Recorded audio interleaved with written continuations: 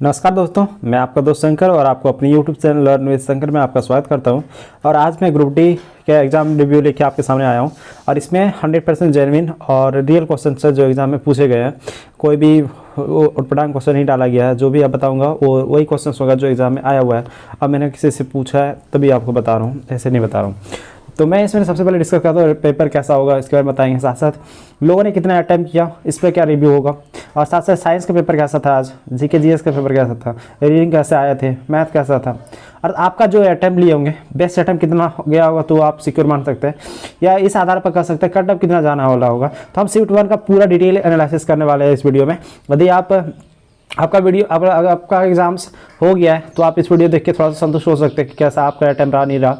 अगर आपका एग्जाम्स बाद में है, थर्ड फेज में या आने वाले दिनों में, तो आप अच्छी तरह से थोड़ा सा कॉन्शियस हो जाइएगा अपने आप कि किस तरह क्वेश्चन पूछे जा रहे हैं नहीं जा रहे हैं। तो सबसे पहले हम डिस्कस करते हैं कि जीके जीएस का क्वेश्चन किस प्रकार आया था इसमें, उसको पहले सबसे पहले डिस्कस करते हैं, क्योंकि यही सबसे ज़्यादा लोग जानने का इच्छुक रहते हैं कि कौन कौन सा क्वेश्चन सबसे पहले पूछा गया था।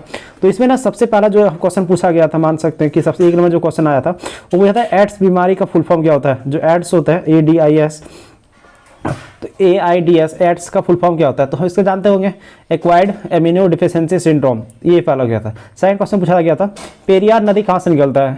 आप जानते होंगे पेरियार नदी केरल राज्य से निकलता है। तो ये तो आसान था क्योंकि केरल से पूछा था। सेकंड पूछा था पंचवर्षीय योजना का प्रथम जो पंचवर्षीय योजना था उसका अध्यक्ष कौन थे। तो ये जानते हैं पंचवर्षीय योजना का अध्यक्ष प्रधानमंत्री होते थे। उस समय जो सबसे पहला प्रधानमंत्री थे डॉक्टर पंडित जवाहरलाल नेहरू, वही थे उनका अध्यक्ष। थर्ड क्वेश्चन जो पूछा गया था कि 2021 के वर्ल्ड कप में 2021 के जो चैंपियनशिप हुआ था कुश्ती का, उसमें रजत पदक किसने जीता था। तो इसका 2021 में एक करंट अफेयर आया था, उसमें अंशु मलिक ने इनका जीता था। सेकंड था एक क्वेश्चन जैन धर्म से, बोला जैन धर्म में जीन का मतलब क्या होता है। जैन धर्म में जीन का मतलब क्या होता है, तो सबको जानते होंगे कि विजेता इसका अर्थ होता है। इसका अनुसार वो विजेता होना चाहिए था। अगला बार था कि सबसे पहली बार SCO ने राष्ट्र आय का गणना कब किया था। SCO ने राष्ट्र आय का गणना सबसे पहली बार कब किया था। तो जानते हैं सबसे पहले जो SCO का गठन हुआ था उसके बाद उन्हें सबसे पहले राष्ट्र आय का गणना 1952 में हुआ था। ऐसे जानते होंगे सबसे पहले जो राष्ट्र आय का गणना किया था हमारे देश में, उसने दादा भाई नौरोजी ने किया था। अपना ड्रैगन थ्योरी नाम का कोई पुस्तक छापा था उसने में। अगला ये देखना ट्रू फॉल्स का स्टेटमेंट दिया था। उसमें पूछा था कि कौन सा स्टेटमेंट फॉल्स है, कौन सा स्टेटमेंट ट्रू है। तो इसमें सबसे पहला जो लिखा था अनुच्छेद एक दिया था 358, उसमें बोल दिया था स्वास्थ्य आपातकाल। अनुच्छेद 352 राष्ट्रीय आपातकाल। अनुच्छेद 360 वित्तीय आपातकाल। अनुच्छेद 356 राष्ट्रपति शासन। तो इसमें आप जो देख के पता कर सकते हैं कि जो 358 अनुच्छेद है वो स्वास्थ्य आपातकाल नाम का कोई हमारे अनुच्छेद में है ही नहीं। तो ये इसका ऑप्शन गलत हो जाएगा, है ना। इसके अलावा एक अगला क्वेश्चन था कि हमारे देश में उष्णकटिबंधीय वन कहाँ पाए जाते हैं। इसका ऑप्शन कुछ था, राजस्थान था, उत्तर प्रदेश था, बिहार था, और एक केरल भी ऑप्शन था। तो उस केरल वाला ऑप्शन सही होगा क्योंकि उष्णकटिबंधीय वर्षा वन होते हैं वो केरल राज्य में पाया जाता है हमारे देश में। अगला एक क्वेश्चन था कि डांस से पूछा गया था चकहाव नृत्य या डांस कहाँ पे मनाया जाता है या कहाँ पर होता है ये। तो ये जानते हो कि चकहाव मणिपुर है ना, ये फेमस है, वहाँ चावल भी फेमस था ना। उसी के आधार पर या इसे बहुत कोई उड़ीसा भी ऑप्शन मार के आया है, तो मुझे तो थोड़ा डाउट है, देख लीजिएगा कि उड़ीसा बोल रहे हैं। अरुणाचल प्रदेश भी हो सकता है या मणिपुर। जनरल मेरे को डाउट लगता है कि मणिपुर ही आंसर होना चाहिए इसका, ये देख लीजिएगा थोड़ा सा। एक अलावा था क्वेश्चन कि केंद्र सरकार और यूनेस्को ने मिलकर ऐसा कौन सा योजना चलाया गया जो महिला स्कूल छोड़ चुके हैं उसको फिर से स्कूल वापस लाने के लिए कौन सा योजना शुरू किया गया। तो इसका भी आंसर हमको नहीं मिला, आप अगर देखना चाहे तो देख लीजिएगा कौन सा है। अगला एक क्वेश्चन पूछा था कि बढ़ती मांग में उनका वक्र कैसा होता है। मैंने इकोनॉमिक्स का क्वेश्चन पूछा था, ये इसका भी आंसर मुझे पता नहीं है उतना अच्छा से, तो इसलिए मैं बता नहीं पाता हूँ। अगला एक क्वेश्चन पूछा था कि कौन सा सही कथन सही है, कौन सा गलत है। इसे पूछा था कि 282 डिग्री पूर्वी पश्चिमी देशांतर और उष्णकटिबंधीय रेखाएं समांतर रेखाएं और एक दूसरे को नदी पर काटती है, एक दूसरे को नदी को काटता है, कुछ इस तरह का क्वेश्चन दिया था। तो जिसमें पता करना था कि कौन सा रेखा है गलत है या कौन सा सही है। अगला क्वेश्चन था कि नमक कर को जो कानून था उसको तोड़ने के लिए महात्मा गांधी ने कौन सा आंदोलन शुरू किया था और कब किया था। एक जानते होंगे कि नमक कर को तोड़ने के लिए दांडी यात्रा शुरू किया था 1930 ईस्वी में, जो 1930 में शुरू हुआ था। तो इसके अलावा आप बहुत सारा कुछ पढ़ लीजिएगा महात्मा गांधी के जीवन के बारे में, कौन कौन सा मूवमेंट चलाया गया था, नहीं चलाया गया था, क्योंकि इससे रिलेटेड भी क्वेश्चन पूछे जा सकते हैं। अगला एक क्वेश्चन था कि नए नए लोकपाल कौन बने हैं, ये जानते होंगे भी जो नए लोकपाल बने हैं, प्रदीप कुमार कुछ बने हैं, मोहित और प्रदीप कुमार, तो वही उनके भी नया, जो पहले सबसे पहला जो विपिन चंद्र पाल थे तो वो था। अगला था राजीव गांधी खेल रत्न पुरस्कार का नाम बदल के क्या रख दिया गया, तो ये तो आसान क्वेश्चन था कि उसका नाम बदला गया, हाल में मेजर ध्यानचंद पुरस्कार रख दिया गया। अगला बोल रहा है कि एक और क्वेश्चन पूछा गया था साइंस से जो मेरे पास मिला है, उस क्वेश्चन को कुछ GK से आया था और ये कुछ नहीं। अब थोड़ा सा साइंस बारे चर्चा कर लेते हैं। साइंस का भी क्वेश्चन वेटेज अच्छा था क्योंकि 25 क्वेश्चन इससे पूछा गया है। सबसे पहला पूछा था प्रकाश संश्लेषण की प्रक्रिया कैसा होता है, उसे क्वेश्चन दे दिया था, इसको स्पेसिफाई करना कौन सा सही क्वेश्चन है उसको टच करना था। अगला लिखा था एड्स का क्या फुल फॉर्म होता है वो पूछा था। अगला पूछा था कि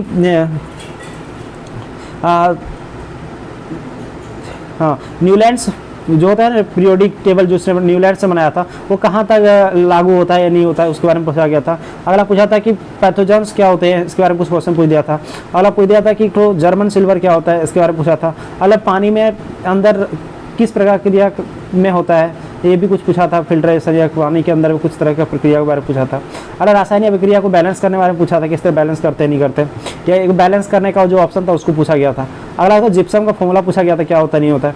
या अगला पूछा था जो फिलामेंट होते हैं उसका क्या प्रॉपर्टी होता है, क्यों फिलामेंट जो बल्ब का फिलामेंट होता है क्या प्रॉपर्टी होता है। अगला जो साइंस का क्वेश्चन था वो था ओम्स लॉ का क्या इक्वेशन है, ओम्स लॉ का इक्वेशन को दिख रहा था, उसमें टिक कर रहा था कौन सा इक्वेशन सही है। अगला पता गोली दर्पण क्या होता है, इसके बारे में कुछ क्वेश्चन था, गोली दर्पण क्या होता है। अगला क्वेश्चन था यकृत में क्या पाचन होता है हमारे शरीर में, जानते होंगे लीवर में पेप्सिन वगैरह एंजाइम होता है और ये क्या करता है प्रोटीन वगैरह पाचन करता है। अगला होता है कि पर्यावरण में स्वच्छ रखने में कौन मदद करता है, शैवाल हो गया, लाइकेन हो गया, पड़े होंगे शैवाल क्या करता है जल को स्वच्छ करने में मदद करता है। ऑक्सीजन किसके लिए आवश्यक है, ये जानते होंगे ना कि पहचान के रिलेटेड कुछ पूछा था कि लैक्टिक एसिड बनने में, ग्लूकोज बनने में, सब के लिए। अगला तो विद्युत मोटर के बारे में कुछ क्वेश्चन पूछा था, विद्युत मोटर किस प्रकार काम करता है इसके बारे में पूछता, और कुछ सही गलत के बारे में कुछ पूछ दिया था कि किस तरह काम करते नहीं करते हैं, कुछ दिया था उसके बारे में। अगला कुछ था कि आपतित किरण परावर्तित किरण के बीच में क्या रिलेशन है उसके बारे में क्वेश्चन पूछा गया था। जानता होंगे आपतित किरण परावर्तित किरण उसके ऊपर 90 डिग्री पर होते हैं, है ना, या समान एंगल पर होते हैं।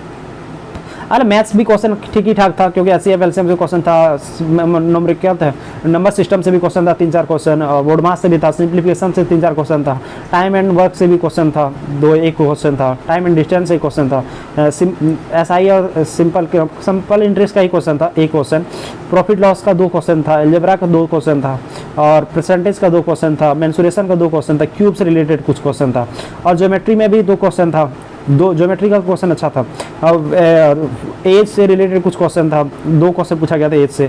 अगला ट्रिगोमेट्री से भी 1 क्वेश्चन था, साइन थीटा कॉस थीटा करके उसको दिया था और उसमें वैल्यू थीटा का वैल्यू पता करना था। और एवरेज से 1 से 2 क्वेश्चन था, और DI से भी कुछ क्वेश्चन था। आप अगर रीजनिंग जानते हैं तो उसमें पजल जरूर पढ़ लीजिएगा और डायरेक्शन रोल क्योंकि इसमें बहुत ज़्यादा वेटेज आ रहा है इसका। क्लॉक से भी क्वेश्चन था, एनालॉजी से भी क्वेश्चन था, सिनोलिप से भी क्वेश्चन था, और ये जानते होंगे सीटिंग अरेंजमेंट से भी क्वेश्चन था, सीरीज नंबर सीरीज से भी क्वेश्चन था, इनइक्वलिटी से भी क्वेश्चन था, ब्लड रिलेशन से भी क्वेश्चन था, एपोलॉजी से भी क्वेश्चन था, वेन डायग्राम से क्वेश्चन था। तो इस आधार पर आप कह सकते हैं कि इन सारे टॉपिक को बहुत अच्छा से पढ़िएगा ताकि आपका आने वाले शिफ्ट में भी कुछ प्रॉब्लम ना हो। अगर आप इन सारे GK GS या जनरल साइंस और इसमें जो क्वेश्चन बताए अगर आपका सही हुआ होगा, अच्छा से देख लिए होंगे तो हो सकता है कि आपका सही हो जाए। मैं थोड़ा सा चर्चा कर लेता हूँ कि इसका बेस्ट अटेम्प्ट कितना रहा है। हमने बहुत सारे लोगों से पूछा तो उसने बताया कि कोई 70 मार्क के आए हैं, कोई 72 मार्क के आए हैं, कोई 73 मार्क के आए हैं, कोई 80 तक गया। मैं सबसे दी जो रिव्यू देखा उसका पता चला कि वो 92 तक अटैम्प्ट लेके आए हैं।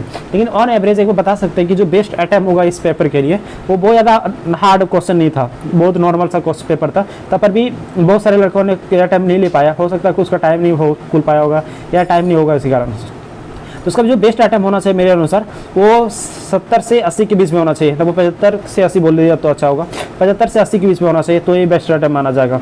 और आपका एक्यूरेसी अगर 90% भी है, 90% भी है तब पर भी आपका नंबर आने के चांसेस 70 के आसपास होना चाहिए, लगभग 65 से ऊपर, और 70 के बीच में नंबर आ रहा है आपका पूरा काट पाट के तो बहुत ज़्यादा चांसेस है कि आपका PET जो होगा फिजिकल एफिशिएंसी टेस्ट उसमें आपको कॉल करना जरूरी है। करेगा ही करेगा क्योंकि उतना ज़्यादा हाई कट इस बार नहीं जाएगा, इसलिए अनुमान लगा के रखिए, अगर आपका 65+ नंबर आ जा रहा है तो आप एक सिक्योर जोन में पहुंच चुके हैं इस ग्रुप डी एग्ज़ाम के लिए।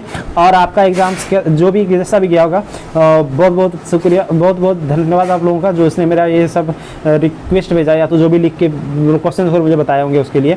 और आप जो इतना दूर तक वीडियो देखें इसके लिए बहुत ज़्यादा धन्यवाद। और अगर आप थोड़ा सा वीडियो हेल्पफुल लगेगा आपको तो जरूर वीडियो को लाइक कीजिएगा और चैनल पर नए हैं तो जरूर सब्सक्राइब कर लीजिएगा। धन्यवाद, मिलते हैं नेक्स्ट शिफ्ट का रिव्यू लेकर।